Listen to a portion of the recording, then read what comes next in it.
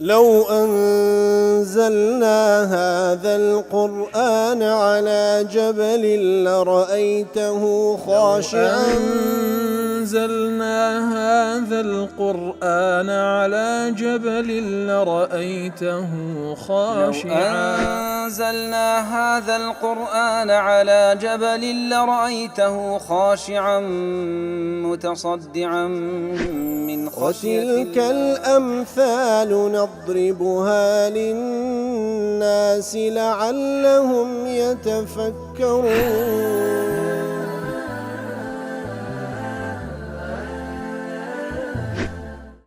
الحمد لله والصلاة والسلام على رسول الله وعلى آله وصحبه ومن والاه. السلام عليكم ورحمة الله. برزان خوش حالم لواني 1306 لوانا كاين تفسير قرآني في روزبيم وخزمتان ومن بس رزامن دي رب العالمين وهي وادار مئوي عزيز السودي لور بقرن. أعوذ بالله من الشيطان الرجيم. بسم الله الرحمن الرحيم. رب قد آتيتني من الملك وعلمتني من تأويل الأحاديث فاطر السماوات والأرض أنت وليي في الدنيا والآخرة توفني مسلما وألحقني بالصالحين. بەڵێ خۆشەویستان وەکلوانەی ڕابردووشکەمێک لە خزمەت دەوات پیرۆزەدا بووین. یوسف عليه الصلاة والسلام لە دوای ئەوەی کە خوای گەورە سبحانەوە وتعالە شادی کردەوە بە یعقوبی بابی عليه الصلاة والسلام و دایکی و براکانی ئیتر جێبەجێبوونی خەونەکەی کەوا پێشووتر بینی بووی. اینجا یوسف عليه الصلاة والسلام بۆ شێوە شکرانەی خوای گەورە دەکات سبحانەوە وتعالە بۆی کەوا ربی قد آتيتني من الملك ئەی پەروەردگارە بەشێک لە مولکت پێبەخشیمە کە با بڵێن دەسەڵاتی تەسەڕوفکردنی هەبوو لە خەزێنەکانی مسر وعلمتني من تأويل الأحاديث و هەروەها علمی لێکدانەوەی خەونەکانت پێبەخشیمە. ئەوجا تأويل الأحاديث وەکو زانان دەفەرمون واتە تعبير الرؤى واتە علمی لێکدانەوەی خەونەکان ومن علوم الكتب المنزلة وسنن الأنبياء وهروها أوجد قريتوا أحاديث هم وكو لقدانوي خون هم وكو أو بابلين علمي كتبكاني منزل واتو إلى بو پیغمبران دابزيا وهروها لسنة پیغمبران فيرت كرديمة أوجد قريتوا واتا هم پیغمبرات يكي هم بتايبتج لقدانوي خون أو علمه خواهي قرر سبحانه وتعالى بشيق لو علمي بيبخشيبو يتروك شكران بجيري باسي دكا إنجا باز لنا وبيروزكاني الله تعالى دكا وكو حمد ثناك فاطر السماوات والأرض أي خالقهما ومبدعهما ومبتدئهما واتا أي بديهنري آسمان كانوا زوي بشيوه كوا لبيشوي اشتيق نبو بناوي آسمان زوي الله تعالى لنويوه وكو إبداعك لو خلق لو بونولا آسمان كانوا زوي بديهنا أنت وليي في الدنيا والآخرة أنت وليي أنت ناصري ومتولي أموري هر أتوسر خري مني هر أتوسر پرشتياري كاروباري مني في الدنيا والآخرة لدنيا لآخرات توفني مسلما وألحقني بالصالحين أي اقبضني إليك يا رب إذا جاء أجلي. يا رب كاتك وأزلم هات خوا روحهم والبقريوة وأنا ثابت على الإسلام.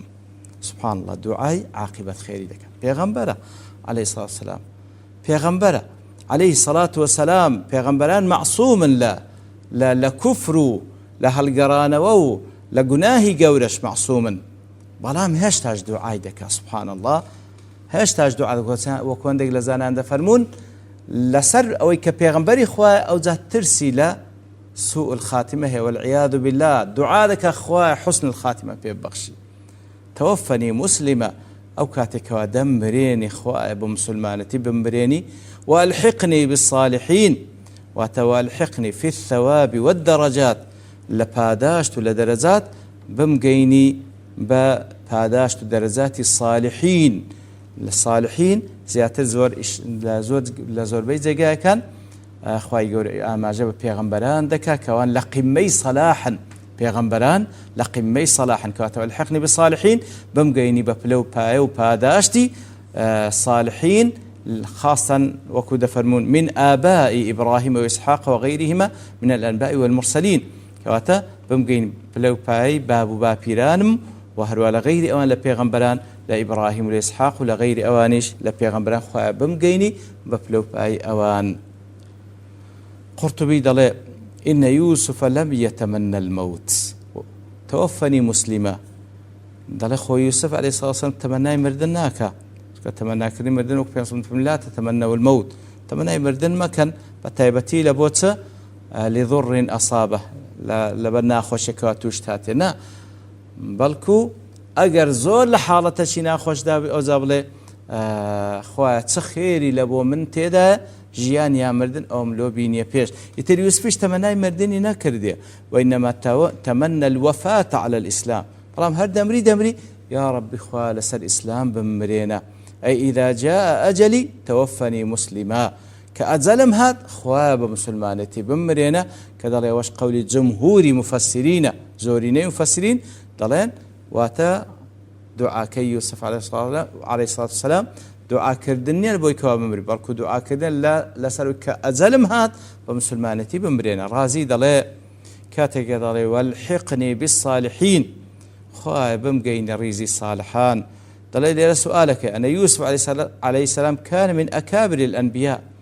يوسف يكيك لبيغمبر قول كان عليه الصلاة والسلام والصلاح أول درجات المؤمنين كتي الصلاح يكم درجي إيمان دارانا فالواصل إلى الغاية كيف يليق به أن يطلب البداية إذا بيغمبر يشتي تغايي لو باي عبودية لبخواي قول سبحانه وتعالى لو داواي صلاح ذكا كوابداياتي درجات إيمان دارانا. والجواب قال ابن عباس رضي الله عنه وغيرهم من المفسرين قول ابن عباس خوي يقول خوي باب رازب وغيره من المفسرين طبعا يعني بآبائه ما بس تيوي كوابي جينتا لو باي باب بابيراني إبراهيم وإسماعيل وإسحاق ويعقوب وبس تي أوانا لو باي أوانا. والمعنى الحقني بهم في ثوابهم ومراتبهم ودرجاتهم بمقين بلو باي أوان درجاتي أوان پاداشتي أوان كواتل وكوتمن هزاناهن بامقسيش جواني هندر باري أبابتا فعلا بيغمبراتي بليش برستل لبليش صالحين بلام كاتك وهندق وصف دادريتا بال بيغمبران إما لغير بيغمبران إيمان داران لغير بيغمبران كاتك وصف ذكرين بصفته تساق أما مشرف دبين بوصفك بلان بيغمبران كوا لكمال بشرينا لكمال عبودية نزيشين الخواي قوله كأوان وصف ذكرين بصفته مدح وصفك مشرف دبي بأوان وصفك مشرف دبي كدريت بال بيغمبران كوات وصفي صلاح أوان دي بس كوا دريت بال بيغمبران عليه الصلاة والسلام وإيمش مشرف دبين كوا كاتك وصفي صلاح ما لدي تزي كوصفك لبو بيغمبران هاتي عليه الصلاة والسلام. سعدي دلي فيه أنه ينبغي للعبد أن يتملق إلى الله تعالى في تثبيت إيمانه فيستبان التملق لبو خواهي وربك سبحانه وتعالى بهم الشيء إليه بارته كوا إيمانك جيجير بك ويعمل الأسباب الموجبة لذلك وبدسبه كارانج بقري كوا ديجينيت ثبات إيمان ويسأل الله حسن الخاتمة وتمام النعمة ودعوى لخواي قوربك كوا خاتمة خير بيو نعمتي توابي لسر بندكي رازي دلي من أراد الدعاء هر كسي بي خوش دعاء بك يستحب له أن يقدم عليه ذكر الثناء على الله ومستحب لسرتاي دعاكي حمد الثناء الله تعالى بك. فها هنا يوسف عليه السلام لما أراد أن يذكر الدعاء قدم عليه الثناء ثم ذكر عقيبه الدعاء. فمش هذا يوسف عليه الصلاة والسلام كم زال حمد الثناء فاطر السماوات والأرض أنت ولي في الدنيا والآخرة وهو حمد الثناء أو توفني مسلما والحقني بالصالحين. لا فوائد ابن القيم هاتية جمعت هذه الدعوة أو دعاء يوسف عليه الصلاة والسلام تشيل أخوة قرتيا. الإقرار بالتوحيد اعتراف كردن بتوحيد الله تعالى يكتاب فرستي والاستسلام للرب تسليم بوني لبو پروردگار لخو گرته وإظهار الافتقار إليه وهروها پیشاندانی احتياجي خوي لبو أوزاته سبحانه وتعالى والبراءة من موالاة غيره سبحانه تبرادك كوولاء لبو غير أوزاته بك هم كارباركي لاي أوى وكون الوفاة على الإسلام أجل غاية العبد وهروها براستي مردن لسر إسلامتي لغاية هر برزكان وآمان هر برزكان بندية وأن ذلك بيد الله لا بيد العبد بلام مردن لسر إسلام لدس الله تعالى لدس بندنية والاعتراف بالمعاد وهو دعاء سيدة خوغرتيا اعتراف كردن دانان بمعاد زنديبون والطلب مرافقة السعداء وهو داوادك كوا رفيق شيبي صالحين بي بختوركان بي وتايبتي لبيغمبران ابن الجوزي ضل قرأت سورة يوسف عليه السلام سورة يوسف مخين دوا فتعجبت من مدحه عليه السلام على صبره براستي تعجبهم كل سرويكوا بتشويق مدحي أو بياو ذكر لسر أو صبري وشرح قصته للناس بس كردني قصة يوسف وهم خلشتها روج قيامة خواهي قوري وكو سورة داي بزاندي ورفع قدره بترك ما ترك خواهي قوري قدر قيمتي أبيا يزور برز كردو بس بترك ما ترك بس لبول أوي أوش تيواز لهنا كواده بتماعي تربوني خواه سبحانه وتعالى فتأملت خبيئة الأمر تماشام كر يعني سركي لتشين دري أوهم قدر قيمتي يوسف عليه الصلاة والسلام فإذا هي مخالفة للهوى المكروه تماشام كر سري أو نازو نعمتي خواهي يقول لقالي كرديو بيه بهوي ومدحي دكاو قصة كي باز دكا تاروج قيامت لبوهم خلشي سركي أوي كوا هنري أو بيا ولا سدابو مخالفة للهوى المكروه راستي مخالفة كردني جوهنداني بهوا آرز وكاني كمكروه جوي بداية لبر أوي فعلا لبيناي خواهي قولا مخالفي هوا آرز وكاني خوي كرد فقلت وعجبا ضل أوزاقوت براستي جيقا سر صرمانا لو وافق هواه من كان يكون أقرب بيت سوانوا حاشاه جورالي هوا آرز وكاني خوي بكربا سكسيك دبو ولما خالفه لقد صار أمرا عظيما بلام كاتك ومخالفيه هوايكر أو شأن برزي بيا بخشرا تضرب الأمثال بصبره كاتك ومخالفه هوا آرز وكر بوا قميك بوا قدويك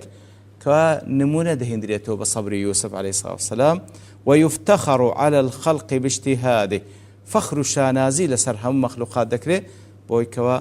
كو مجاهدة نفس خويكر وكل ذلك كان بصبر ساعة همو أو بلوبايو همو أو منزلتك بي بخشرة بصبر ساعة يقدم خويقر لبرانبر إغراء وآفرة سبحان الله إتر بوماي أو همو عز فخر شانازي كهتا روج قيامة خويقر دي جيريتو درباري أو بياوكوا يوسف عليه الصلاة والسلام إنزا خواهي سبحانه وتعالى تعقيبا لسرق قصة يوسف دفرمي ذلك من أنباء الغيب نوحيه إليك وأتى رسول الله صلى الله عليه وسلم ذلك الذي قصصناه في هذه السورة من خبر يوسف وغيره أويك لبوت باز دكين أوي لبوت من باز كلو سورته لهوالي يوسف وغير يوسف كوالو قصة داباس كره مما غاب عنك علمه براسي علمت بينبو نوحيه إليك يا محمد صلى الله عليه وسلم لبوت بوحي من النار يا رسول الله ونعلمك به فير الدكين لنثبت به فؤادك يقل أهداف حكمتكاني باسكرني قصص لبو پیغمبر صلى الله عليه وسلم لواني كاله پیشوتر ک پیغمبر صلى الله عليه وسلم طبعا وكو باسي دك لو اتي بلغير سر پیغمبر اتكي وتا وكو بتماعي خوراغري دلكي ولتصبر على ما اصابك تاوك صبر بقد لسرويك وبسد هاتيا وما كنت لديهم إذ أجمعوا أمرهم وهم يمكرون كواتا يا رسول الله وما كنت حاضرا عند إخوة يوسف أتلوي آمادا نبوي لا إبراكان يوسف إذ أجمعوا أمرهم حين اتفقت آراؤهم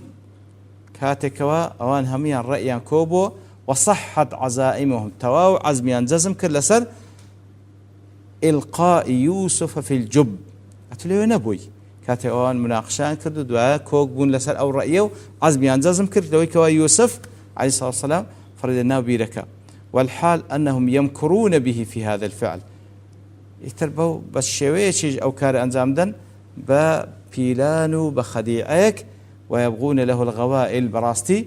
تندين بيلان دارج لتجي ويكوا أو كار أنزام دن بس شوية كراسة وخوشنا بلكو بوحيلي وكو خايقور سبحانه وتعالى وما بازدك ابن عاشور دل التعبير عن مكرهم بصيغة المضارع وهم يمكرون بصيغة فعل مضارع خايقور بازدك مع العلم اشتكاش ماضية ورويشتيا لاستحضار الحالة العجيبة تاوكبين تبرساو تصور بكن كوابتش الشيوك أوانا بيلانيان داد الرش لاستحضار الحالة لابوكوا تصوري بكين بيتا برساومان بتشيوك أوان أو بيلانيان دارج لدجي يوسف عليه الصلاة والسلام ديار تعقيبا لسلو آتا زانا يعني مفسر اشتيان باس كرديا بلام لبرتا وابوني كاد دوستين وبشتواني الله تعالى لواني داهاتو دين وخزمتي وصلى الله وسلم على نبينا محمد وعلى آله وصحبه أجمعين وآخر دعوانا الحمد لله رب العالمين. لو أنزلنا هذا القرآن على جبل لرأيته خاشعا أنزلنا هذا القرآن على جبل لرأيته خاشعا أنزلنا هذا القرآن على جبل لرأيته خاشعا متصدعا من وتلك الأمثال نضربها للناس لعلهم يتفكرون